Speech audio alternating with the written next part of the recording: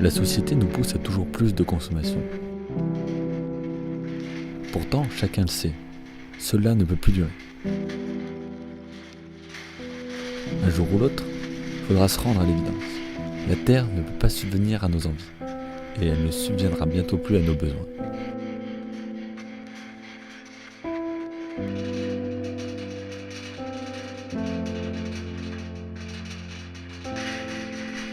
Si on réduit notre consommation, l'économie ralentit. Le chômage augmente. Si on l'augmente, l'économie roule plus vite. Il se crée de la richesse et des emplois.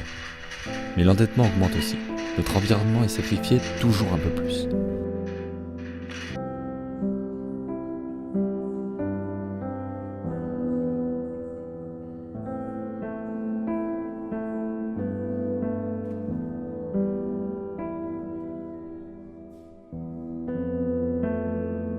Quel est donc le juste milieu ?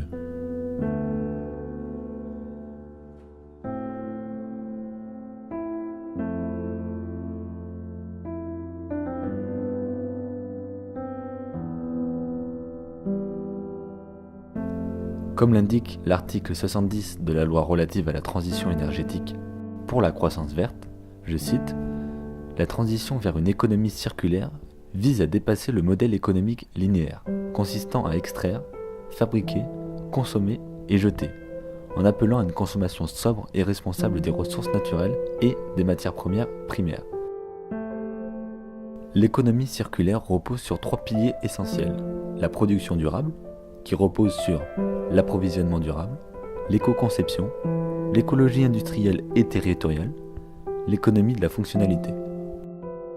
La consommation durable repose, elle, sur la consommation responsable et l'allongement de la durée d'usage.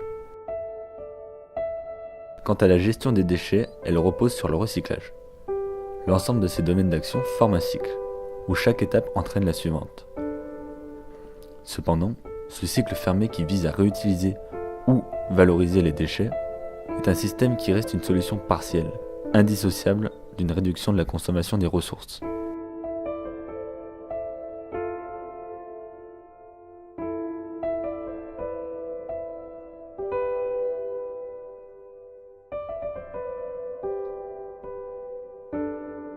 Les industries doivent créer et innover en fonction de cet élément suivant, mieux concevoir afin de mieux préserver nos ressources.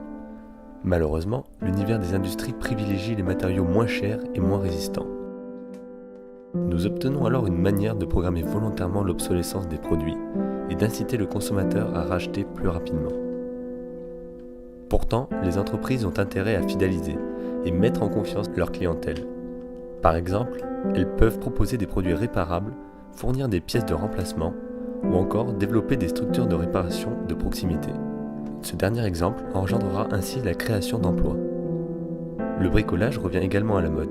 Des réparateurs plus expérimentés mettent leur savoir, leurs outils, leurs matériaux au service des bricoleurs du dimanche, afin qu'ils puissent réparer leurs objets eux-mêmes. Ces rencontres ont lieu dans des repair cafés et sont en pleine expansion.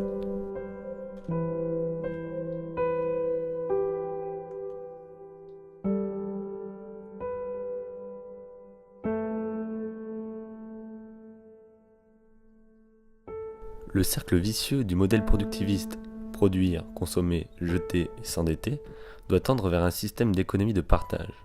En effet, dans le but de réduire notre consommation globale, l'économie de partage est une solution stratégique. À votre avis, notre perceuse nous sert combien de temps par an ? 13 minutes. Si nous pouvions la louer ou la partager, nous permettrions de réduire la fabrication et la consommation inutile de ressources.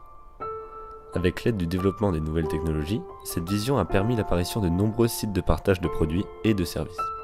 Ces outils de partage entrent dans le quotidien de tous, alors qu'ils n'étaient utilisés que par une niche de consommateurs auparavant.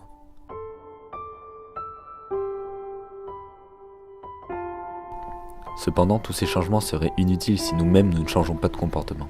On se détache tellement de la réalité, avec des objets connectés que plus rien ne nous touche. À travers cet écran, tout paraît si distant. Lever les yeux et regarder le monde tel qu'il est vraiment, et se demander, finalement, à quoi servent ces choses inutiles, qui encombrent notre quotidien. Il faudrait supprimer notre instinct animal qui nous pousse à amasser, se recentrer sur ce qui compte le plus, et se débarrasser du superflu.